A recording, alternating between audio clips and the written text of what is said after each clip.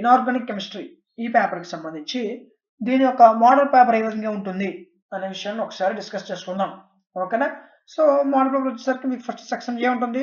Section ఏలో మీకు 5 marks questions ఇస్తాడు. ఇవి టోటల్గా 8 క్వశ్చన్స్ ఇస్తాడు.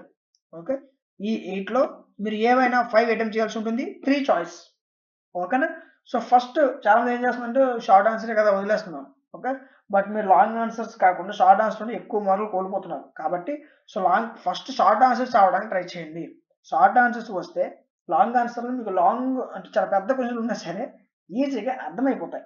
ఓకే, ఎందుకంటే మీకు షార్ట్ ఆన్సర్లోనే మీకు ఎంతో కొంత కాన్సెప్ట్ వస్తుంది. కాబట్టి ఎగ్జామ్ ముందు డైరెక్ట్గా లాంగ్ ఆన్సర్ వెళ్ళిపోకుండా షార్ట్ ఆన్సర్ చదివి లాంగ్ ఆన్సర్కి వెళ్తే లాంగ్ ఆన్సర్ క్వశ్చన్స్ పెద్ద ఉన్నా మీకు ఈజీగా అర్థమైపోతుంది.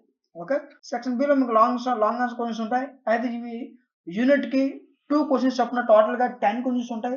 యూనిట్కి 1 క్వశ్చన్ చొప్పున మీరు 5 క్వశ్చన్స్ రాయాల్సి ఉంటుంది. ఓకేనా?